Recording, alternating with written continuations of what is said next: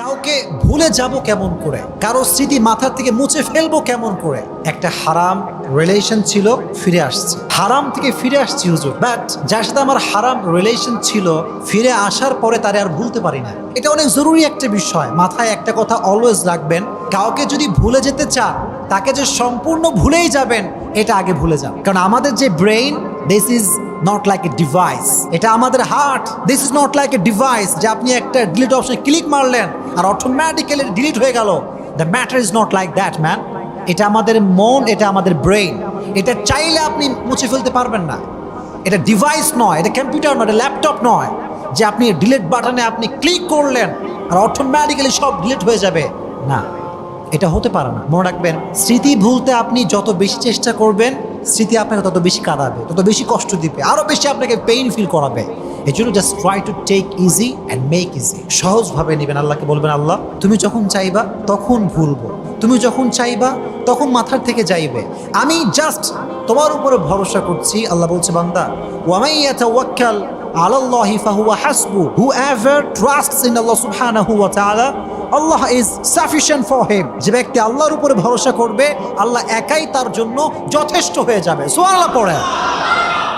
Put your trust on your Lord, রবকে ভরসা করা। আমাদের জীবনটা এটা হচ্ছে পানির স্রোতের মতো, পানির স্রোত যেমন প্রবাহমান জীবনটাও তেমন প্রবাহমান। কোনো দুঃখ কষ্ট স্থায়ী নয়। ফাইন্না মাআল উসরি ইউসরা, ইন্না মাআল উসরি ইউসরা, নিশ্চিত কষ্টের সাথেই সুখ আছে না নাই প্রিয় ভাইরা? আছে। এজন্য কাউকে ভুলতে চাইলে আগে এই কথা ভুলে যান যে আপনি সম্পূর্ণ ভুলতে পারবেন। আল্লাহর উপরে ভরসা করেন, একদিন না একদিন আপনাকে ভুলাই দিবে একজন, তিনি কে? এক নাম্বার ওয়ে। দুই নাম্বার ওয়ে হচ্ছে, যদি কাউকে ভুলতে চাও মন থেকে, আল্লাহর পথে সম্পূর্ণ ফিরে আসতে চাও যুবক ভাইয়েরা, অজু করে তাহাজ্জুদের জায়নামাজ দেওয়া, দুটো হাত তুলে আল্লাহকে বলবো আল্লাহ আমার কপালে যে নাই তার জন্য তুমি কোনো মায়া আমার হৃদয়ে রেখো না, যে আমার ভাগ্যে নাই তার প্রতি কোনো প্রকার এক্সপেকটেশন আমার হৃদয়ে তুমি রেখো না, যে প্রতারক, যে বিশ্বাসঘাতক তার জন্য আমার হৃদয়ে কোনো ভালোবাসা তুমি রেখো না। আয় রব, আমি তো তোমার পাগল হতে চাই, তোমার গোলাম হতে চাই। তুমি দুনিয়ার সমস্ত মানুষের থেকে আমার যে মায়া আছে, যে ভালোবাসা আছে দূর করে দিয়ে আমার হৃদয়ে তোমার ভালোবাসা ঢুকায় দাও। যদি মন থেকে দোয়া করতে পারেন, আল্লাহ বলছে বান্দা তুই দোয়া করতে দেরি, আমি আল্লাহর দোয়া কবুল করতে দেরি হবে না। সুবহানাল্লাহ। This is the power of দোয়া। হাদিসে এসেছে আত-তাকদীরু লা ইয়ারুদ, এই যে ভাগ্য এটা কোনো পরিবর্তনও নাই, এটা কোনো চেঞ্জ নাই, ইল্লা দোয়া। যদি কেউ দোয়া করতে পারে একদম দোয়ার মতো দোয়া, আল্লাহ বলছে আমি তার ভাগ্যটাও পরিবর্তন করে দেব। সুবহানাল্লাহ পড়ে। This is the power of supplication. Everything is pre-written, but by the supplication it's rewritten. ভাগ্যের যে লেখনী আছে, দোয়ার দ্বারা আপনি ভাগ্যের লেখনীও চেঞ্জ করতে পারবেন। দোয়া বেশি বেশি করবেন তো ইনশাআল্লাহ। তিন নাম্বার, যদি কারো স্মৃতি ভুলতে চাও মাথায় রাখবা তাকে পরিপূর্ণ ব্লক করে, তাকে পরিপূর্ণ দূরে রেখে নিজের জীবনের যে স্বপ্ন, যে লক্ষ্য, এটা বাস্তবায়ন করতে সামনে যাব। রাজি আছো ইনশাআল্লাহ? মনে রাখবা যে যে স্বপ্ন নিয়ে ব্যস্ত থাকে, যে নিজের স্বপ্ন পূরণ করবার জন্য ব্যস্ত থাকে, দুনিয়া কে তারে ভালোবাসলো, কে তারে মূল্যায়ন করলো, কে করলো না, এটা নিয়ে সে কোনো পরোয়া করে না। বিকজ সে জানে যদি আমি আমার লক্ষ্যে পৌঁছাতে পারি, যদি আমি আমার স্বপ্নকে বাস্তবায়ন করতে পারি, আর যে মানুষটা আমাকে অবহেলা করছে এর চাইতে হাজার হাজার গুণ বেটার অপশন আমার জন্য অপেক্ষা করছে। ঠিক কিনা বলেন? হ্যাঁ, আপনার ড্রিমকে বাস্তবায়ন করার লক্ষ্যে কাজ করেন, স্বপ্ন নিয়ে ব্যস্ত থাকবেন, দেখবেন যে কে ভালোবাসছিলাম, কারে কারে মায়া করছিলাম মনেই থাকবে না। এজন্য স্বপ্ন নিয়ে ভাববেন। রাজি আছেন ইনশাআল্লাহ? Never lose hope, never be frustrated. ফাইন্না মাআল উসরি ইউসরা, ইন্না মাআল উসরি ইউসরা। কষ্টের সাথেই আছে সুখ, এই কথা মাথায় থাকবে তো ইনশাআল্লাহ। আজকালকার যুব সমাজ মা বাবার সম্মান ভুলে গিয়েছে, মা বাবার স্ট্যাটাস ভুলে গিয়েছে। বেশিরভাগ যুবকরা দেখবেন বর্তমানে আব্বা আম্মাকে সম্মান করে না, মাকে সম্মান করে না। মা বলে ডান দিকে, সে যায় বাম দিকে, সবসময় উল্টা কাজ করে। এজন্য আজকে আমরা কোরআন থেকেই জানবো যে আল্লাহ তাআলা আব্বা এবং মায়ের মর্যাদা কতটুকু দিয়েছে, এবং যা যা শুনবো আমরা আমল করার নিয়তে শুনবো। রাজি আছেন তো ইনশাআল্লাহ? আপনাদের আওয়াজ বলবে আপনারা রাজি আছেন কিনা, জোরে বলেন ইনশাআল্লাহ। ফার্স্ট আয়াত, আল্লাহ তাআলা বলছেন وَقَضَى رَبُّكَ أَلَّا تَعْبُدُوا إِلَّا إِيَّاهُ وَبِالْوَالِدَيْنِ إِحْسَانًا. Allah said in this ayah, your Lord has decreed you will worship of your Lord. Just এটা আল্লাহ ইনশোর করতে শুরুতে এইটা যে তুমি শুধুমাত্র তোমার ইবাদত করবা আল্লাহর জন্য। কার জন্য? আল্লাহর জন্য। এটা আল্লাহ তাআলা প্রথমেই আমাদের জন্য ক্রিস্টাল ক্লিয়ার করে বয়ান করেছেন। নাম্বার 2, আল্লাহ বলেছেন ওয়াবিল ওয়ালিদাইনি ইহসানা, you have to be good to your parents. আপনার আব্বা আম্মার সঙ্গে আপনার আচরণ হবে সুন্দর। ইহসান শব্দটার নাম হচ্ছে ইহসান। বলেন তো শব্দের নামটা কি? ইহসান। এটার কয়েকটা ব্যাখ্যা আছে যেটা আল্লাহ তাআলা পরবর্তী আয়াতগুলোতে করেছেন স্টেপ বাই স্টেপ। প্রথমে আল্লাহ বলছেন ইম্মা ইয়াবলুগান্না ইনদাকাল কিবার আহাদুহুমা আও কিলাহুমা ফালা তাকুল লাহুমা উফ। যদি আব্বা আম্মার ভেতরে যে কোনো একজন অথবা বোথ অফ দেম যদি উভয়ে তোমার সাথে বৃদ্ধ হয়, শেষ বয়সে চলে আসে, ফালা তাকুল লাহুমা উফ, do not say them annoyance word. বিরক্তি ভাব প্রকাশ করা যাবে না, উফ শব্দ পর্যন্ত বলা যাবে না। শব্দটা হচ্ছে উফ। উফ মানে হচ্ছে আচ্ছা বলেন তো এটা আমার কি? এদিকে সবাই এটা আমার কি? হাত। এইটা কি? কথা বলেন রাজশাহী ভাইয়ের নাম কি? আঙ্গুল। আঙ্গুলের ভেতরে এইটা কি? নখ। দেখবেন মাঝে মাঝে নখে বিন্দু বা বিন্দু ময়লা থাকে, দেখছেন? একদম ছোট্ট ছোট্ট ময়লা। এটা আঙ্গুল দিয়ে উঠানো যায় না, ছোট্ট কোনো সুই দিয়ে ঢুকালে এই ময়লাগুলো উঠে যায়। এই যে একটা হাতের আঙ্গুলের নখের ভিতরে সামান্য ময়লা থাকে, এটাকে বলা হয় উফ। আল্লাহ বলছে এই উফ শব্দ আব্বা আম্মার ক্ষেত্রে ব্যবহার করা যাবে না। কতটা হায়ার লেভেল অফ স্ট্যাটাস তারা বিলং করে আপনি চিন্তা করতে পারেন। উফ শব্দ বলা যাবে না। ওয়ালা তানহারহুমা, তাদের সঙ্গে তুমি ধমক দিয়ে কথা বলতে পারবা না। ওয়াকুল লাহুমা কওলান কারীমা, you have to speak them with golden words, with noble words. কথা হবে খুব বিনয়ের সাথে, সম্ভ্রান্তভাবে, সভ্যভাবে, সুন্দর আচরণ করতে হবে, দয়া দিয়ে কথা বলতে হবে। যদি আপনি দয়া দিয়ে মায়া দিয়ে কথা বলতে পারেন, আপনার জীবনের অতীতের সমস্ত গুনাহ খাতা মাফ করে দিবে একজন। আওয়াজ দিয়ে বলেন তিনি কে? তাহলে প্রিয় ভাইয়েরা, আব্বা আম্মার সঙ্গে খারাপ ব্যবহার করা যাবে না এবং রুডলি বিহেভ করা যাবে না। এবার দেখেন আল্লাহ তাআলা কি বলছেন, ওয়াখফিদ লাহুমা জানাহা যুল্লি মিনার রাহমাহ, তোমরা আব্বা আম্মার সামনে বিনয়ের ডানা বিছিয়ে দাও। মানুষে কি ডানা হয়?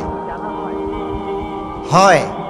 ডানা হয় একটা প্রাণীর। প্রাণীর নামটা কি বলতে পারবেন? পাখি। প্রাণীর নামটা কি?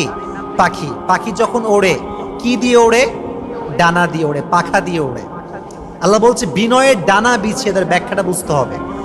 দেখবেন পাখি যখন খুব বেশি ডানা এরকম এরকম করে, হঠাৎ করে দেখবেন চিল, দেখেছেন চিল? চিল দেখবেন মাঝে মাঝে এভাবেই থাকে কিন্তু উড়ে বেড়ায়, কোনো পাখা নড়ায় না কিন্তু উড়ে বেড়াচ্ছে। কেন? প্রথমে সে ঝাপটাইছে, ওই যে স্পিডটা যখন সেই স্টপ তাও থেকে যায়, তো সে যখন উড়ে একদম ডানাকে সুন্দর করে বিছিয়ে দিয়ে বিনয়ের সঙ্গে উড়ে বেড়ায়। তুমিও তোমার আব্বার সামনে যখন দাঁড়াবা, মায়ের সামনে যখন দাঁড়াবা, তুমি পাওয়ারফুল ম্যান, তোমার অনেক টাকা, অনেক পয়সা, অনেক ফেমাস তোমার আছে, কিন্তু না, আব্বা আম্মার সামনে তুমি জিরো, ইউ হ্যাভ নাথিং। তোমাকে সুন্দরভাবে বিনয়ের সঙ্গে দাঁড়াতে হবে, বিনয়ের সঙ্গে কথা বলতে হবে। এটা হচ্ছে আল্লাহ তাআলা বলছেন এই আয়াতের ভেতরে। আবার আল্লাহ বলছে ওয়াকুর রব্বির হামহুমা কামা রাব্বায়ানি সগীরা, যখন আব্বা আম্মার মাঝে কেউ মারা যাবে তখন তোমরা দোয়া করবে রব্বির হামহুমা কামা রাব্বায়ানি সগীরা, হে আমার রব, have mercy upon them as they brought me up when I was small. হে রব, তুমি আমার আব্বা আমাকে রহম করো তেমন ভাবে যেমন তারা আমাকে রহম করেছে আমার ছোট্টকালে, শিশুকালে, যখন আমি দুধ খাওয়া শিশু ছিলাম, আমার কেউ দেখে নাই, কেউ ধরে নাই, আব্বা আম্মা আমাকে লালন পালন করেছে। অতএব তারা যেমন আমার উপর রহম করেছে, তুমিও তাদের কবরে রহম করো, তাদের সকলের কবরকে তুমি জান্নাতের ফয়সালা করে দাও। সকলে পড়েন আমিন। তাহলে রব্বির হামহুমা, সবাই পড়েন রব্বির হামহুমা কামা রাব্বায়ানি সগীরা। আপনার আওয়াজ দিয়ে পড়েন, সবাই আমার সঙ্গে মন খুলে আব্বা আম্মার জন্য দোয়া করি। সবাই পড়েন রব্বির হামহুমা কামা রাব্বায়ানি সগীরা। সকলেই পড়েন আমিন। এই দোয়াটা যুবক ভাইরা আপনারা বেশি বেশি করবেন তো ইনশাআল্লাহ। জোরে বলেন ইনশাআল্লাহ। This is the ayah from Quran. Now we will discuss from hadith ইনশাআল্লাহ। নবীজির কাছে একজন সাহাবী আসলো, এসে বলল, ইয়া রাসূলুল্লাহ, সবচেয়ে ভালো ব্যবহার পাওয়ার যোগ্যতা কে বেশি রাখে? নবীজি বললেন মা। নবী বললেন কি? মা। সাহাবী বলল, ইয়া রাসূলুল্লাহ, তারপরে কে? নবী বললেন মা। আবারও বললেন কে তারপরে? নবী বললেন মা। আবারও বললেন কে? মা। হাদিসে 4 বার পর্যন্ত এসেছে। যখন 5 বারের বেলা আসছে, অথবা আরেক হাদিস অনুযায়ী যখন 4 বারের বেলা আসছে, তখন নবীজি বলছেন আব্বা। তাহলে বোঝা গেল আব্বার সম্মান বেশি না মায়ের সম্মান বেশি? বলতে হবে আব্বার সম্মান বেশি না মায়ের সম্মান বেশি? মায়ের সম্মান বেশি। মানে বোঝা যাচ্ছে এরকম যে আল্লাহ তাআলা প্রথম পুরস্কার মাকে দিয়েছেন, দ্বিতীয় পুরস্কারও মাকে দিয়েছেন, তৃতীয় পুরস্কারও মাকে দিয়েছেন, আর সান্ত্বনা পুরস্কার দিয়েছে কাকে? বাবাকে। এর কারণটা কি জানেন? এর একটা বিশেষ কারণ আছে, আমি খুবই শর্টকাটে বলবো, very shortly I am trying to say. কোরআনে আল্লাহ তাআলা বলছেন 3 কারণে মায়ের সম্মান বেশি। কয় কারণে? 1 নাম্বার কারণ আল্লাহ বলছে হামালাতু উম্মুহু ওয়াহানান আলা ওয়াহান, গর্ভে তোমার আব্বা ধারণ করে না, গর্ভে ধারণ করেছে মা। 2 নাম্বার হচ্ছে 10 মাস 10 দিন যে পেইন, গর্ভের যে পেইনটা, এটা আব্বা সহ্য করে না, সহ্য করছে কে? মা। Number 3, that is the last point, ওয়া ফিসালুহু ফি আমাইন, টানা 2টা বছর একটা শিশুকে বুকের দুধ বাবা খাওয়ায় না, খাওয়ায় কে? মা। এই 3 কারণে আল্লাহ তাআলা মায়ের সম্মানকে আব্বার উপরে অনেক বেশি বাড়িয়ে দিয়েছে। তবে সত্য কথা এটাই, কোনোভাবেই আব্বাকে ছোট চোখে দেখা যাবে না। দেখবেন প্রিয় ভাইয়েরা, কথাগুলো একটু মনোযোগ দিয়ে শুনে আমার চোখে চোখ রাখেন, একটু ফিল করবেন। মায়ের ভালোবাসা তার কথায়, তার ভাষায়, তার ব্যবহারে, তার অ্যাটিটিউডে প্রকাশ পায়। বাবার ভালোবাসা কথাতে, অ্যাটিটিউডে, ব্যবহারে প্রকাশ পায় না।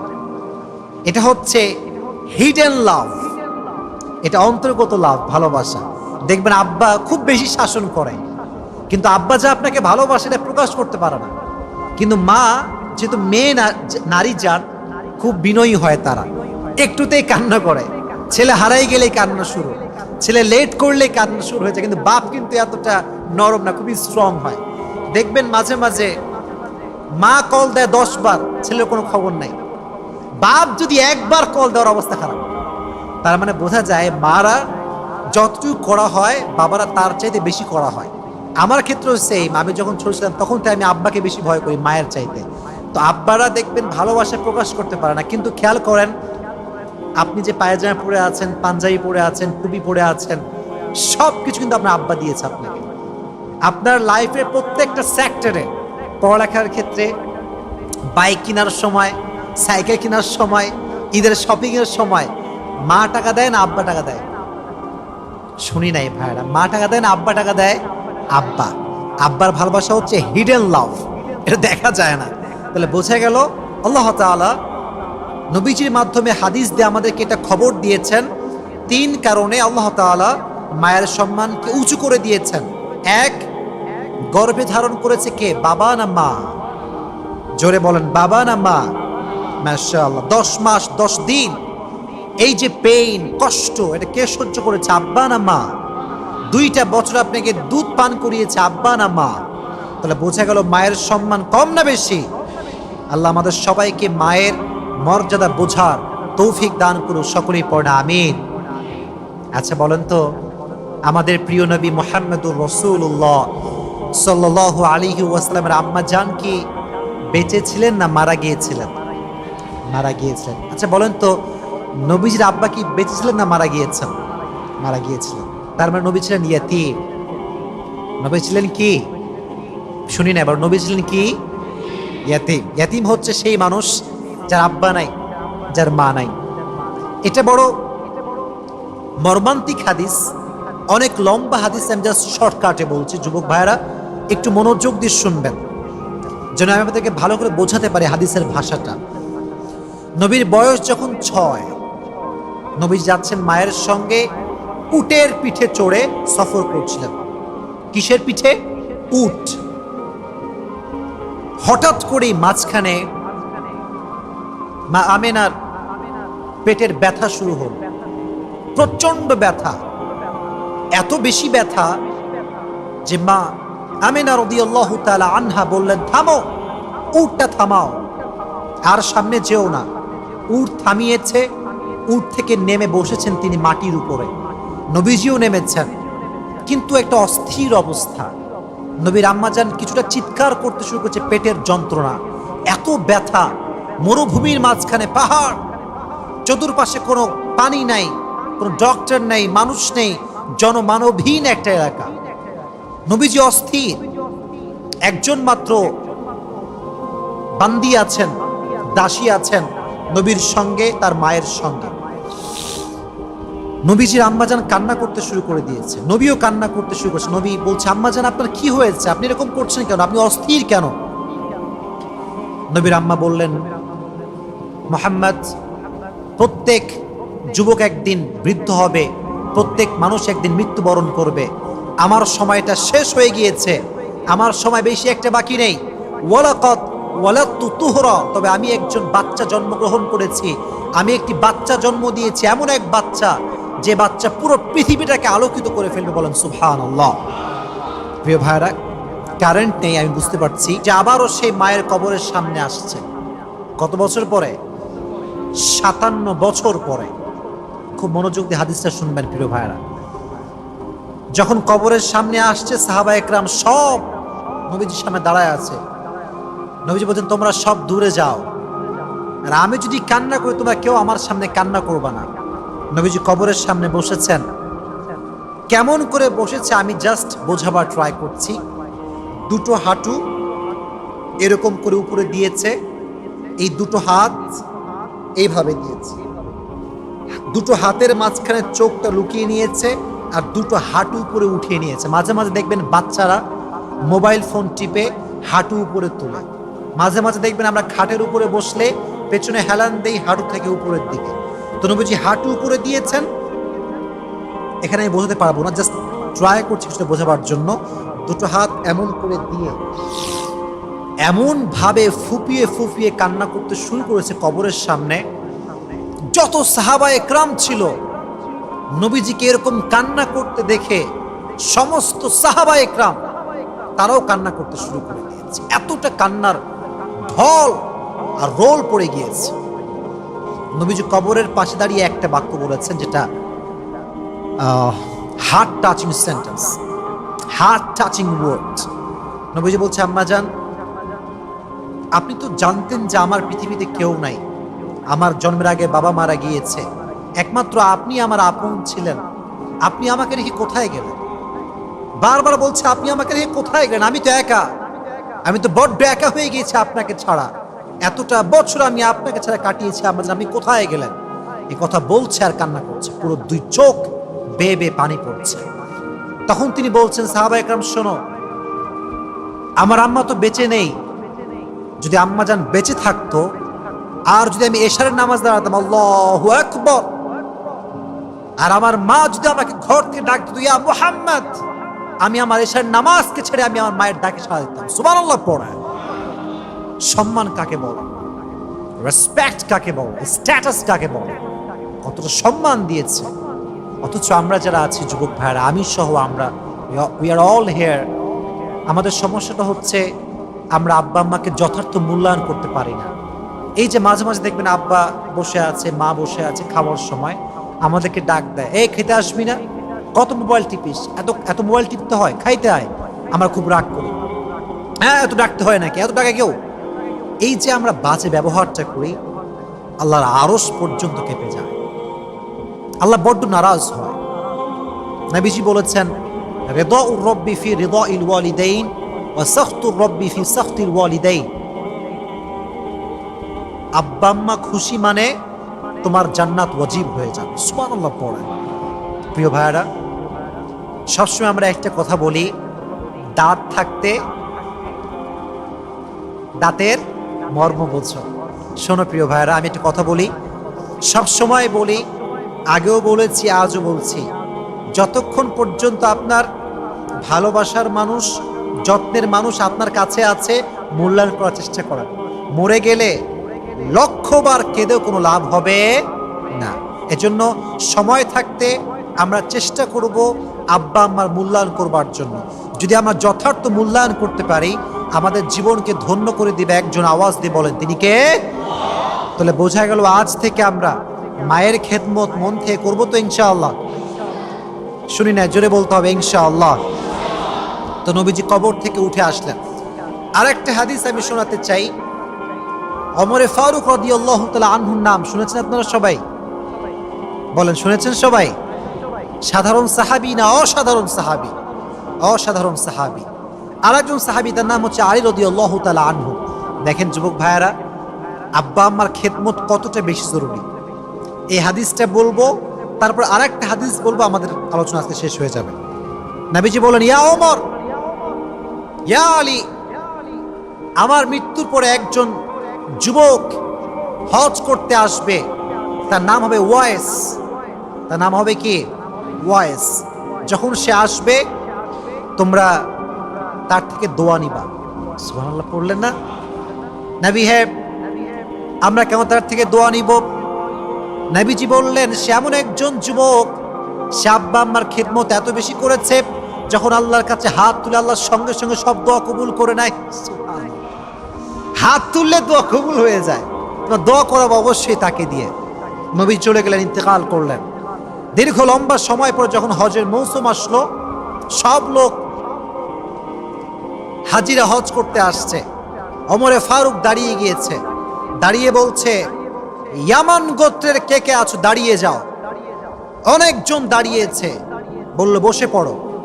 কোন গোত্র থেকে কে এসেছো দাঁড়াও। একজন লোক দাঁড়িয়েছে, বলছে, এই তুমি কি ওয়াইসকে চেনো? বলছে, হ্যাঁ। কে হয়? বলছে, আমার ভাইয়ের ছেলে। আমার ভাইয়ের ছেলে। বলছে, তাকে কেমন করে চেনো? কেমন ছেলে সে? বলছে, একটু হালকা মেন্টাল, পাগল টাইপের। অমর বলছে, তুই পাগল, তোর 14 গোষ্ঠী পাগল, ও খুব ভালো। বলছে, কোথায় আছে বলো। বলছে, অমক পাহাড়ে অমক অঞ্চলে সে উট চড়াতে গিয়েছে। কি চড়াতে গিয়েছে? উট। ওমরে ফারুক রাদিয়াল্লাহু তাআলা আনহু এবং আলী রাদিয়াল্লাহু তাআলা আনহু ঘোড়ার পিঠে সাওয়ার হয়ে দৌড় দিয়েছে ওয়াইসের কাছে। ওমরে ফারুক মানে কে? অর্থ জাহানের খলিফা। ওমরে ফারুক মানে কে? 10 জন সাহাবী দুনিয়ার জান্নাতের সুসংবাদ পেয়েছে, তার ভেতরে এক হচ্ছে ওমর, আর একজন হচ্ছে আলী রাদিয়াল্লাহু তাআলা আনহু। সুবহানাল্লাহ পড়েন। দৌড় দিয়েছে সবাই দুজন মিলে। কি করবে? দোয়া নেওয়ার জন্য। তো গিয়ে দেখছে, অবাক করা বিষয়, ওয়াইস বসে আছে আর উটগুলো চড়াচ্ছে সে। কিন্তু যখন তারা পৌঁছেছে, দেখছে ওয়াইস নামাজ পড়ছে। কি আদায় করছে? নামাজ। বলেন, কি আদায় করছে? নামাজ। তো যখন দেখেছে যে পেছনে 2 জন লোক আসছে, নামাজটা শর্টকাট করে দিয়েছে। বলছে, আপনারা কারা? বারাংটা, তুমি কে? সে তো জানে না এরা কারা। ওমরের মতো মানুষ তার কাছে আসছে, আলীর মতো মানুষ তার কাছে আসছে, but he don't have any idea about it. কোনো কিছু জানে না সে, he don't know anything man. বলছে, তুমি কে? বলছে, আমার পরিচয় বাদ দাও, তুমি কে? তোমার নাম কি? বলছে, আমার নাম আল্লাহর বান্দা। আমার নাম কি? আল্লাহর বান্দা। ওমর বলছে, কি আল্লাহর বান্দা? সবাই, তোমার নাম কি? আব্বা মা কি নাম রাখছে? বলছে, আপনারা কি আমাকে এত প্রশ্ন করছেন? তখন বলছে, দেখো, এটা হচ্ছে আমিরুল মুমিনিন ওমরে ফারুক রাদিয়াল্লাহু তাআলা আনহু। সুবহানাল্লাহ পড়েন। আর আমি হচ্ছি আলী, আমি হচ্ছি আলী। এই কথা শুনে ওয়াইস শকড, সারপ্রাইজড। এই 2 জন মহাপুরুষ, বীর পুরুষ আমার কাছে কেন আসছে? এই হচ্ছে অবাক করা হাদিস। বলছে, এই ওয়াইস, তোমার হাত তুলো আল্লাহর কাছে। আমি ওমর, আমার জন্য দোয়া করো, আলীর জন্য দোয়া করো। সুবহানাল্লাহ বললেন। বলছে, আমি আমার মতো অধম আপনাদের জন্য দোয়া করবে? লা মাহা, হাউ কাম ইট পসিবল? এটা হতে পারে না। আপনারা আমার সাথে অনেক বড় বুজুর্গ, অনেক বড় আল্লাহর ঘনিষ্ঠ বান্দা, বলছে ওয়াইস তোমার কাছে আমরা দোয়া চাইতে আসি নাই, নবীজি নিজে আমাদেরকে তোমার কাছে দোয়া নেওয়ার জন্য পাঠিয়ে দিয়েছে। সুবহানাল্লাহ। মায়ের খেদমত এত বেশি করেছে যে হাত তুলতে দেরি হয়, দোয়া কবুল হতে দেরি হয় না। এজন্য যুবক ভাইয়েরা মায়ের খেদমত মন থেকে করবেন। আর একটা ছোট্ট অংশ বলছি, ওয়াইসের ক্ষেত্রে এই কথা বর্ণনা এসেছে, কিয়ামতের কঠিন ময়দানে সবাইকে আল্লাহ তাআলা যারা জান্নাতি বলবে যাও enter in the paradise with piece and security, যাও প্রবেশ করো জান্নাতে। সবাই প্রবেশ করবে, ওয়াইসও আসবে। আল্লাহ বলবে ওয়াইস কেফ, স্টপ, থামো, তুমি যাবা না। তো ওয়াইস ভয় পেয়ে যাবে, আরে আমি কি জাহান্নামী নাকি, আমি কি জান্নাতে যেতে পারবো না? আল্লাহ বলবে ওয়াইস তোমার পেছনে তাকাও। পেছনে তাকাবে, দেখবে যে অনেকগুলো মানুষ জাহান্নামের ফয়সালা হয়ে গিয়েছে। সব they are from the hell fire people, সব জাহান্নামী। আল্লাহ বলবেন ওয়াইস তোমার হাত উঠাও, তোমার আঙ্গুল দিয়ে ইশারা করো সবার দিকে, যার যার উপরে তোমার আঙ্গুল যাবে আমি প্রত্যেকের জন্য জাহান্নাম হারাম করে দিয়ে জান্নাত ওয়াজিব করে দেব। মায়ের খেদমত, মায়ের দোয়া কত দামি। এজন্য যতদিন বেঁচে আছি আমরা আব্বা আম্মার খেদমত করবো। তবে একটা প্রবলেম আছে, everyone has a big problem about one matter। একটা বিষয় সবার সমস্যা, বিয়ে করলে বউ আসলে দেখবেন অটোমেটিক্যালি একটা সংসার দ্বন্দ্ব লেগে যায়। এই সমস্যা বাংলাদেশের প্রেক্ষাপটে যুবক ভাইয়েরা আছে না নাই? এরকম মরা কেন তোমরা বলো, আছে না নাই? Biggest problem in our society. বউ বলে যে তোর কাছে তোর মা বেশি দামি না আমি বেশি দামি, ক। আর মা বলে আমি বেশি দামি না তোর বউ বেশি দামি, যুবক যাবে কোথায়? খুব সমস্যা। দেখেন প্রিয় ভাইরা, মুফতি তারিক Masud, a famous scholar from Pakistan, তার একটা বক্তব্য আমি শুনছিলাম, খুবই অসাধারণ কথা। উনি বললেন कभी भी अपनी माँ के सामने अपनी वाइफ की तारीफ ना करना और उसके सपोर्ट में ना जाना। বললেন যে তুমি বউকে ভালোবাসো, সাপোর্ট করো, প্রশংসা করো, কিন্তু একটা বিষয় মাথায় রাখবা, মায়ের সামনে কখনো বউয়ের পক্ষ নিয়ে ঝগড়া করা যাবে না। এটা বড় মারাত্মক জিনিস। দেখেন প্রিয় ভাইয়ারা, একজন মানুষ যখন বয়স্ক হয়ে যায় তখন তার আবেগটা বেড়ে যায়। আবেগ আবেগ আবেগ বোঝেন আপনারা? আবেগ বেড়ে যায়। আপনি যদি বিয়ে করার পরে মায়ের সামনে বলেন তুমি খারাপ, আমার বউ কত ভালো, কত সুইট, এমনও হতে পারে আল্লাহ না করুক আপনার আব্বা মা হার্ট অ্যাটাক করতে পারে। এটা বড় আঘাত করার জিনিস। দয়া করে যারা ম্যারিড পিপল বা যারা বিয়ে করবেন নেক্সট টাইমে, কখনো মায়ের সামনে বইয়ের প্রশংসা করবেন নর্মালি, বাট কখনো মায়ের বিরুদ্ধে গিয়ে বইয়ের পক্ষ নেওয়া যাবে না। তাহলে সংসারটাকে সুখময় শান্তিময় করে দিবে একজন। আওয়াজ দিয়ে বলেন তিনি কে? দেখবেন মাঝে মাঝে এই মা বাবার সঙ্গে দ্বন্দ্ব করতে গিয়ে এটা ডিভোর্স পর্যন্ত করায়, তালাক পর্যন্ত করায়। আর মেয়েদের এই যে সমস্যা, শাশুড়িকে মা হিসেবে দেখতে পারে না, এরকম মেয়ে বাংলাদেশে আছে না নাই? নিজের মায়ের বেলা 16 আনা আর শাশুড়ি বেলা 1 আনাও ভালোবাসতে চায় না। আজীব একটা কারবার। তবে একটা বিষয় আমি শেয়ার করি আলোচনার মাঝখানে, এটা প্রাসঙ্গিকও হতে পারে বা অপ্রাসঙ্গিক হতে পারে। দেখেন, মেয়েদের ডিভোর্স হয় 3 কারণে। কয় কারণে? শুনে নেই, জোরে বলেন কয় কারণ? 1, যেই মেয়ে কথায় কথায় ঝগড়া করে, কথায় কথায় জেদ দেখায়, সেই মেয়ের সংসার বেশি দিন টেকে না। কিছু মেয়ে জেদি টাইপের আছে, এরকম মেয়ে যুবক ভাইরা আছে না নাই?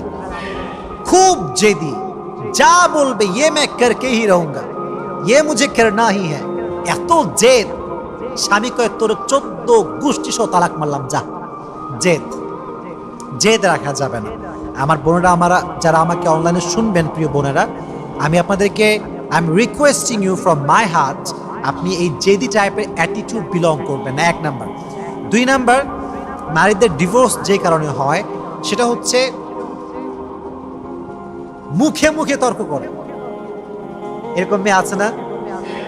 স্বামী যদি বলে শালি, স্বামী যদি বলে শালি, বউ বলে শালার বেটা, শালা তোর 14 গোষ্ঠী শালা, কথায় কথায় তর্ক করে। ঠিক না, এটা ঠিক না। মনে রাখবেন, কোন পুরুষ সে নারীকে পছন্দ করে না যে নারী কথায় কথায় তর্ক করে। নারীর সবচেয়ে সুন্দর গুণ হচ্ছে নারী হবে বিনয়ী, নারী হবে সভ্য, নারী কথায় কথায় তর্ক করবে না। এমন নারী যদি কোনো মেয়ে হতে পারে, পুরুষ তার প্রেমে পড়বে, পুরুষ তাকে ভালোবাসবে, আজীবন তার সঙ্গে সংসার করবে, এখানে কোনো সন্দেহ থাকতে পারে? তো বোনেরা আমার, কথায় কথায় তর্ক করবেন না, একটু চুপ থাকেন। মনে রাখবেন, শত্রুর জন্য সবচাইতে বড় জবাব হচ্ছে চুপ থাকা। যে চুপ থেকে জবাব দিতে পারে, এর মতো জবাব পৃথিবীতে আর কিছু হতে পারে না। তুমি আমাকে গালি দিচ্ছ, আমি চুপ আছি। তুমি আমার বদনাম করছো, আমি চুপ আছি। আমি চুপ থাকার মাধ্যমে প্রমাণ দিয়েছি আমার মাঝে সবরের গুণ আছে। আর যার মাঝে সবরের গুণ আছে, ধৈর্যের গুণ আছে, পৃথিবী কোনো শক্তি তাই কখনো পরাজয় করতে পারবে? যুবক ভাইয়েরা, চুপ থাকবেন আপনারাও। আর বোনদেরকেও বলবো, দয়া করে মেহেরবানি করে কথায় কথায় তর্ক করবেন। আল্লাহ আমাদের বোনদেরকে বোঝার তৌফিক দান করুন, সকলেই পড়া আমিন। তাহলে এক হচ্ছে জেদ, 2 নাম্বার কি? কথায় কথায় তর্ক। 3 নাম্বার হচ্ছে অতিরিক্ত রাগ। এরকম মেয়ে আছে না, অতিরিক্ত রাগ, রাগ করে খায় না, কারোর দিকে তাকায় না, শ্বশুরের সঙ্গে কথা বলে না, বলে এই তুই আমার ভালোবাসিস? স্বামী বেচারা অসহায় মানুষ, কি বলবে? বলে হ্যাঁ ভালোবাসি। যদি আমাকে ভালোবাসিস, আজ থেকে তোর মা থাকবে এক বাড়ি, আমি থাকবো আরেক বাড়ি। কন্ডিশন, শর্ত। বাংলাদেশে অনেক বউরা দেয় না, কথা বলা দেয় কি দেয় না? এটা ঠিক না। এই জেদ, এই রাগ সংসারকে ভেঙে চুরে চূর্ণ বিচূর্ণ করে দেয়। আল্লাহ তাআলা প্রত্যেকটা মেয়েকে বিনয়ী হওয়ার এবং রাগবিহীন হওয়ার তৌফিক দান করুন, সকলেই পড়া আমিন। তো যেটা বলছিলাম, একটা হাদিস বলবো, বুখারী শরীফের হাদিস, এবং এটা আমার শেষ কথা, শেষ ওয়াজ। হাদিসে এসেছে, আমাদের জাতির পিতার নাম কি বলতে পারবেন? মাশাআল্লাহ, একজন বলেছে, কেউ বলে নাই। বলে জাতির পিতার নাম কি? ইব্রাহিম আলাইহিস সালাতু ওয়াস সালাম। ওনার একজন সন্তান ছিল, নাম কি ছিল? ইসমাইল। নাম কি ছিল? ইসমাইল। খুবই শর্টকাটে বলছি, যেহেতু খুব গরম, তবে ওয়াজগুলো ভালো লাগছে না আপনাদের সবার? শিক্ষা আছে না নাই? আচ্ছা, এটা খুবই খুবই সুন্দর হাদিস, বুখারী শরীফ থেকে বলছে। ইসমাইল যখন যুবক অবস্থায় ছিলেন, তিনি একজন মেয়েকে বিয়ে করলেন। তো আল্লাহর আদেশ, যখন ইব্রাহিম আলাইহিস সালাতু ওয়াস সালাম বহুদিন পরে ইসমাইলের বাসায় বেড়াতে আসলেন, দরজায় নক করলেন। কে আছে বাসার ভেতরে? কোনো জবাব নাই। হঠাৎ করে একটা মেয়ে আসছে, কর্কশ ভাষায় বলছে, কে? মান আনতা? তো তিনি বলছেন যে আমি একজন মুসাফির, আমি একজন আগন্তুক ব্যক্তি। তুমি কি ইসমাইলের ওয়াইফ? বলছে ইয়াস, আমি ইসমাইলের ওয়াইফ। তো ইব্রাহিম আলাইহিস সালাতু ওয়াস সালাম পরীক্ষা নেওয়া শুরু করলেন। বললো যে তুমি কেমন আছো? বলছে ভালো নাই, অবস্থা খুবই খারাপ। বলছে তোমার স্বামী কেমন আছে? বদমাইশ, ভালো না। তোমার সংসার কেমন? তাও ভালো না, সব কিছুতে নাশুকরি।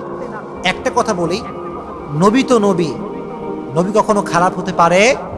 দ্যাট মিনস এই মেয়েটা অকৃতজ্ঞ নারী, শুকরিয়া আদায় করতে পারে না।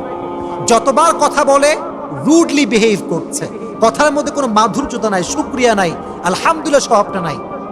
তো বলছে একটা কথা বলতেছে তোমাকে, শোনো, তোমার স্বামী যখন আসবে একটা কাজ করবা, তোমার স্বামীকে বলবা দরজার কপাটটা চেঞ্জ করতে। কিসের কপাট চেঞ্জ করতে? মাশাআল্লাহ, আগের যুগে দেখবেন, এখনো গ্রামগঞ্জে পাওয়া যায়, দরজার কপাট থাকে, 2 দরজা লাগিয়ে দেওয়া হয়, মাঝখান দিয়ে কপাট দেওয়া হয়। দেখবেন কপাট খুললে অটোমেটিক্যালি দরজাটা খুলে যায়, কপাটের দরজা। নবীর সিগন্যাল দেখেন, কত সুন্দর সিগন্যাল, তোমার দরজার কপাট চেঞ্জ করতে বলো তোমার স্বামীকে। তো ইসমাইল যখন বাসায় ফিরে আসছে, বলছে যে শোনো, আজকে একজন বৃদ্ধ আসছিল, অনেক কথাবার্তা হয়েছে, উনি জাস্ট একটা কথা বলেছেন, দরজার কপাট কি করতে হবে? কপাট কি করতে হবে? চেঞ্জ করতে হবে। নবীর সিগন্যাল নবী বলছে যে কপাল পোড়া, তোর কপাল শেষ। তুই কি করেছিস? তুই কি বলেছিস? বলছে আমি খালি বলেছি আমার কোনো অবস্থায় ভালো নাই, আমার সব খারাপ। বলছে আমার আব্বা ছিল এইটা, তিনি হচ্ছেন এই যুগের সর্বশ্রেষ্ঠ নবী ইব্রাহিম আলাইহিস সালাতু ওয়াস সালাম। সুবহানাল্লাহ পড়েন। আমার আব্বা আমাকে ইঙ্গিত করেছে আমি যেন তোকে তালাক দিয়ে দেই। কি দিব তোকে আমি? তালাক। তুই তালাক যা, ফট, তোকে তালাক। সত্য, এটা সত্য হাদিস, বুখারী শরীফের হাদিস। তালাক দিয়ে দিয়েছে। আফটার লং টাইম আবার ইব্রাহিম আলাইহিস সালাতু ওয়াস সালাম আসছেন কার কাছে বলেন তো? ইসমাইলের কাছে। বউ কিন্তু চেঞ্জ, আগের বউ কিন্তু এখন আর নাই। এবার দরজায় নক করেছে। এবার ভেতর থেকে একটা সুন্দর গলায় আওয়াজ আসছে, কে? কে আপনি? বলছে আমি অমুক আগন্তুক ব্যক্তি, মুসাফির ব্যক্তি। বলছে তুমি কেমন আছো মা? বলছে আলহামদুলিল্লাহ আলা কুল্লি হাল। সুবহানাল্লাহ পড়েন। আলহামদুলিল্লাহ আলা কুল্লি হাল, আমি ভালো আছি। তো বাসায় ঢুকাইছে, কথা বলেছে, অবস্থা জিজ্ঞেস করেছে তোমার স্বামী কেমন? বলছে আলহামদুলিল্লাহ, আমি এমন স্বামী পেয়েছি যে স্বামী সবাই পায় না, আমি বড় ভাগ্যবতী নারী, আল্লাহ আমাকে অনেক সুন্দর স্বামী দিয়েছে। তো যখন তিনি ফিরে যাবেন তখন তিনি বললেন যে তোমার স্বামী যখন বাসায় আসবে তোমার স্বামীকে বলবা তার দরজার কপাট সে যেন মৃত্যু পর্যন্ত চেঞ্জ না করে। সুবহানাল্লাহ পড়ে। তিনি ফিরে গেলেন। এবার যখন স্বামী আসলো তিনি বললেন যে দেখো একজন বৃদ্ধ মানুষ আসছিল, এসে বলে গিয়েছে অনেক কথা, শেষ কথা ছিল এইটা, তুমি যেন তোমার দরজার কপাট কখনো চেঞ্জ না করো। তখন ইসমাইল আলাইহিস সালাতু ওয়াস সালাম বউকে জড়িয়ে ধরলেন, বললেন যে তোমার মতো নারীকে পেয়ে আমি বড় সৌভাগ্যবান। আমার আব্বা যেন আমাকে ইঙ্গিত করে গিয়েছে আমি যেন আমার ওয়াইফের হাত কখনো না ছাড়ি। সুবহানাল্লাহ পড়েন। আমার বোনেরা যারা আছেন দয়া করে মেহেরবানি করে শ্বশুর শাশুড়ির মন যদি জয় করতে চান, স্বামীর ব্যাপারে বদনাম করা, বলেন বদনাম করা যাবে? যদি খারাপ গুণ থাকে অভিযোগ দিয়ে নয়, ভালোবাসা দিয়ে সংশোধন করতে হবে। মনে রাখবেন, কাউকে যদি আপনি সত্যিই ভালোবাসেন তাকে আপনি ধমক দিয়ে চেঞ্জ করতে যাবেন না। আপনার ভালোবাসা, আপনার আচার, আপনার আচরণ এমন সুন্দর হবে যেন আপনার ভালোবাসার মানুষ অটোমেটিক্যালি চেঞ্জ হয়ে যায়। রাজি আছেন তো ইনশাআল্লাহ? তাহলে বোঝা গেল যুবক ভাইয়েরা, সংসার করার ক্ষেত্রে নারীকে তার শাশুড়ির পালস বুঝতে হবে, শ্বশুরের পালস বুঝতে হবে। এটা যদি কোন নারী বুঝতে পারে সংসার জীবনকে সুখময় করে দিবে। একজন আওয়াজ দিয়ে বলেন তিনি কে? হাদিস থেকে আমরা শিখলাম সংসার চালাবার ক্ষেত্রে, জীবনকে সুন্দর করার ক্ষেত্রে আব্বার আদেশ, মায়ের আদেশ মানা দরকারটা আছে না নাই? তাই বলে আপনি তালাক দিয়ে দিয়েন না। নবী বলছে তালাক দিতে, নবীর ব্যাপারটা ভিন্ন ব্যাপার, আমাদেরটা ভিন্ন। আমরা তালাক দিব 3টা স্টেপে। বলেন কয়টা? 3 মাসে 3 তালাক। দেখেন তালাকের নিয়মটা কত সুন্দর। কথা কি বোঝা যায় যুবক ভাইয়েরা? ফাইদুহুন্না, যদি বউ উল্টাপাল্টা করে আগে ওয়াজ করো যে জান উল্টাপাল্টা করো না প্লিজ, অনেক বদমাইশ হয়ে গেছো তুমি, প্লিজ এগুলো করো না। ফাইদুহুন্না কোরআনের আয়াত। যদি না শোনে ওয়াহজুরুহুন্না ফিল মাযাজিআ, বেড চেঞ্জ করো। তুমি এক বেডে শোবা, তোমার বউ আর এক বেডে শোবে। এতে করে কি হবে? যত বেশি দূরত্ব বাড়ে ভালোবাসা তত বেশি বাড়ে। দূরত্ব ভালোবাসা বাড়ায়। জুর গিব্বান তাজদাদু হুব্বান, দূরত্বে থাকো, বিলম্বে সাক্ষাৎ করো, হৃদয়ের ভালোবাসাকে বাড়ায় দিবে। একজন আওয়াজ দিয়ে বলেন তিনি কে? ওয়াহজুরুহুন্না ফিল মাযাজিআ। যদি এটাতেও কাজ না হয় ওয়াযরিবুহুন্না, এটার অর্থ হচ্ছে মারা, প্রহার করা। তবে এটার অর্থ এটা নয় যে আপনি বউকে প্রহার করবেন, এটা অর্থ নয়। অর্থ হচ্ছে শাসন করবেন। কি করবেন? শাসন। এটার ব্যাখ্যা আছে, হাদিসে আসছে। শাসন মানে কয়েকটা অর্থ হতে পারে। আপনারা যখন ঘুমান একটা জিনিস আমরা জড়িয়ে ঘুমাই, এটার নাম কি বালিশ বলেন তো? কি বালিশ?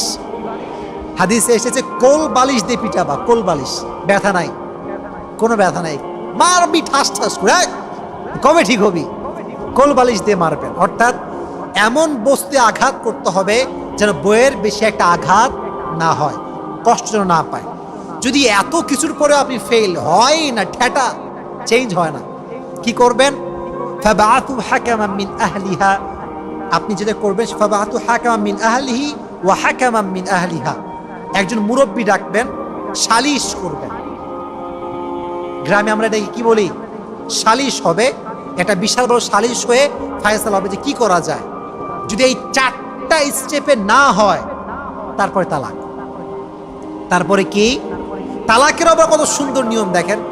আমরা করি কি তোরে 14 তালাক, তোরে 100 তালাক দিলাম, যা বাপের বাড়ি যা, এটা নিয়ম না। তালাক দিবেন 3টা স্টেপে। কয়টা? শেষ ভালো যার সব ভালো তার। বলেন কয়টা স্টেপ? আরো জোরে কয়টা? এক, প্রথম মাসে যখন সে পবিত্র, যখন তার পিরিয়ড নাই, যখন তার হায়েজ নাই, 1 তালাক। যদি তালাক দিয়ে দেন 1 মাস চলবে। যদি আপনি চান আপনার বউকে আবার ফেরত নিয়ে আসতে পারবেন। সুবহানাল্লাহ পড়লেন না? ইসলাম কতটা সুন্দর। ঠিক হয় না 1 মাস পরে আবার আর 1 তালাক, ঠিক হয় না 2 তালাক দিচ্ছেন, যদি ঠিক হয়ে যায় আবার ফিরে নিয়ে আসতে পারবেন। যদি এবারও ঠিক না হয় 3 তালাক, দ্যাট মিনস টোটালি খালাস, শেষ, আর কোনো ঝামেলা করা যাবে না। তাহলে বোঝা গেল স্ত্রী তালাক দেওয়ার ক্ষেত্রে আব্বা আম্মার কুপরামর্শ নেবেন না। মাঝে মাঝে আব্বা এবং মা ভুল বশত স্ত্রীর বিরুদ্ধে গিয়ে সন্তানকে ফোর্স করে ডিভোর্স দেওয়ার জন্য। তাহলে বোঝা গেল আপনাকে পরিস্থিতি বুঝে সামাল দিতে হবে। আপনি মাকে জাহান্নামে নিক্ষেপ করবেন আর বউকে নিয়ে জান্নাতে যাবেন, এটা কোশ্চিনকালে সম্ভব না। আপনাকে বাবাকেও ব্যালেন্স করতে হবে, মাকেও ব্যালেন্স করতে হবে, বউকেও ব্যালেন্স করতে হবে। যদি এভাবে আপনি জীবন যাপন করতে পারেন, আপনার জীবনকে সুখময় করে দিবে একজন। আওয়াজ দিয়ে বলেন তিনি কে? তাহলে বোঝা গেল আমরা যারা বেঁচে আছি এতক্ষণ এবং আগামী যারা বেঁচে থাকবার যে বাঁচায় রাখে ইনশাআল্লাহ, যতদিন আমরা বেঁচে আছি আব্বা আম্মার সঙ্গে খারাপ ব্যবহার, বলেন আরো জোরে, আরো জোরে, আল্লাহ সবাইকে মায়ের সঙ্গে বাবার সঙ্গে ভালো ব্যবহার করার তৌফিক দান করুন। সকলেই মন খুলে পড়ুন আমিন। এবার আমরা সারাংশ বলবো, তবে তাকবীর দেই, লিল্লাহি তাকবীর। সর্বনাশ, কঠিন আওয়াজ দেখছি, লিল্লাহি তাকবীর। আরো জোরে লিল্লাহি তাকবীর। আচ্ছা মাশাআল্লাহ। সারাংশ হচ্ছে কয়েকটা কথা, এটা সারাংশ মানে আমাদের ওয়াজ শেষ। সারাংশ হচ্ছে এই, দেখেন যুবক ভাইয়েরা মনে রাখবেন, পৃথিবীতে নিঃস্বার্থ ভালোবাসার যদি আপনি কোনো মানদণ্ড বের করেন, যদি মানদণ্ড বের করেন, দেখবেন পৃথিবীতে প্রত্যেকটা মানুষের ভালোবাসার পেছনে স্বার্থ আছে। তবে যদি আপনি নিঃস্বার্থের তালিকা করেন, তালিকায় প্রথমেই যার নাম থাকবে সে হচ্ছে মা, সে হচ্ছে বাবা। বাবা এবং মা তার সন্তানকে একমাত্র নিঃস্বার্থ ভালোবাসতে পারে। আপনি চিন্তা করেন, কথা কি বোঝা যায়? আমার বোঝা যায়? একজন সন্তান যার চোখ নষ্ট, যার পা নষ্ট, সে প্যারালাইজড অথবা সে প্রতিবন্ধী, কোনদিন শুনেছেন যে মা তার সন্তানকে ধরে ফেলাই দিছে? দেয়, ফেলায় দেয়? সন্তান প্রতিবন্ধী হতে পারে, বাট সন্তানকে মৃত্যুর আগ পর্যন্ত মা এবং বাবা দেখাশোনা করে। আমি কিছু চোখে দেখেছি, আমাদের এলাকাতে একজন লোক আছে এরকম, তার সন্তান প্যারালাইজড, একদম এই যে মাথাটা বেঁকা, হাতটা এরকম বেঁকা। প্রায় আমি কমপক্ষে 10 বছর ধরে দেখছি, প্রত্যেকটা সময় তার মা এবং তার বাবা তাকে কলিজার ভেতর থেকে সম্মান করে, আদর করে, যত্ন করে। সুবহানাল্লাহ পড়ে। এটা আল্লাহর পক্ষ থেকে ভালোবাসা। এজন্য আমি তোমাদেরকে শেষ হাত জোর করে বলছি, মেয়েদের পাল্লায় পড়ে কখনো আব্বা আম্মার সঙ্গে রূপ বিহেভ করা যাবে না। মনে রাখবা, যেই মেয়ে তোমাকে বিয়ের আগে ভালোবাসা দেখায় এবং তোমাকে খুব বেশি অতিরিক্ত আহ্লাদ দেখায়, মনে রাখবা এই ভালোবাসা বেশি দিন লং লাস্ট হবে না। বিয়ের আগের ভালোবাসা এদিকে হালাল না হারাম? বলেন না কেন হালাল না হারাম? হারাম ভালোবাসাকে অ্যাকসেপ্ট করতে গিয়ে হালাল ভালোবাসা, নিঃস্বার্থ ভালোবাসা, এটাকে পায়ের নিচে পদপিষ্ট করা যাবে? বাইরে সবাই স্বার্থ নিয়ে ভালোবাসে। এই দুনিয়াতে নিঃস্বার্থ ভালো কেউ বাসতে চায় না। এই জন্য আব্বা আম্মা যেহেতু নিঃস্বার্থ ভালোবাসে, আমরা ট্রাই করবো আব্বা আম্মাকে মূল্যায়ন করবার জন্য। রাজি আছেন তো ইনশাআল্লাহ? Number 1 lesson. নাম্বার 2 লেসনটা হচ্ছে, প্রিয় মানুষ এবং ভালোবাসার মানুষ যতক্ষণ বেঁচে আছে ততক্ষণ মূল্যায়ন করতে হবে। বেঁচে থাকতে মূল্যায়ন করতে হবে, মরে গিয়ে মূল্যায়ন করে কোনো লাভ হবে না। মনে রাখবেন, যে আপনাকে যতটুকু ভালোবাসে, যেভাবেই ভালোবাসে, সে আপনাকে মন থেকে ভালোবাসে। কারো ভালোবাসাকে ছোট চোখে দেখা যাবে না। প্রত্যেকটা মানুষের ভালোবাসা আপনার জীবনে জরুরি। দুইটা বিষয়কে আপনি কখনো ছোট চোখে দেখবেন না। এক, আপনার শত্রুকে আপনি কখনো ছোট চোখে দেখা যাবে না। আপনার ভালোবাসার মানুষকে কখনো আপনি ছোট চোখে দেখতে পারবেন না। এর কারণ, কারো শত্রুতা কখনো বিফলে যায় না। যে কোনো সময় যে কেউ আপনার ক্ষতি করতে পারে। আর কারো ভালোবাসা মাঝে মাঝে এত বেশি কাজে আসে যে মানুষ একজনের ভালোবাসাতে পুরো জীবনে উন্নয়ন করে ফেলে। ঠিক কিনা প্রিয় ভাইরা?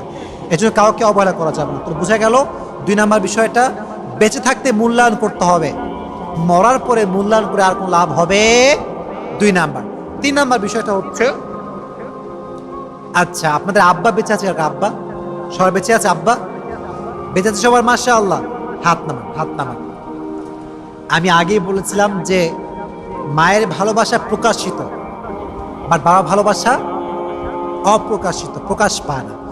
তবে যেহেতু আব্বার ভালোবাসা প্রকাশ করা মুশকিল, অতএব আপনি বাবার সামনে মাঝে মাঝে এমন ব্যবহার দেখাবেন, মুখে বলতে হবে না যে আই লাভ ইউ বাবা, বাট আচরণটা এমন হবে যেন বোঝা যায় আপনি আপনার বাবাকে ভালোবাসেন। এই ব্যবহারটা আপনারা সবাই করবেন তো ইনশাআল্লাহ? বলেন ইনশাআল্লাহ। আল্লাহ সবাইকে বাবার সঙ্গে মায়ের সঙ্গে পরিপূর্ণরূপে ভালো ব্যবহার করার তৌফিক দান করুন। সকলেই পড়া আমিন। এক সাহাবী নবীকে বলছে, ইয়া রাসূলুল্লাহ, আমি আপনার সঙ্গে জিহাদের শরীক হতে চাই, জিহাদ করবো আপনার সাথে। নবীজি বললেন, তোমার আব্বা আম্মা কি বেঁচে আছে? আর ইউর প্যারেন্টস লাইফ, বেঁচে আছে তারা? যে সে বলল ইয়াস, তারা বেঁচে আছে। নবীজি বললেন, আব্বা আম্মার খেদমত করো, জিহাদ করলে যে পরিমাণ সওয়াব পাবা, আব্বা আম্মার খেদমত করলে সেই সওয়াব আল্লাহ তোমার আমলনামায় লিখে দেবে। আল্লাহ সবাইকে খেদমত করার তৌফিক দান করুন। সকলে পড়া আমিন। আমি যা যা বলেছি, যতটুকু বলেছি, আল্লাহ তাআলা সবাইকে ভুলগুলো ভুলে গিয়ে সঠিক কথা অনুযায়ী আমল করার তৌফিক দান করুন। সকলে পড়া আমিন। ওয়া আখির দাওয়ানা আলহামদুলিল্লাহি রাব্বিল আলামিন।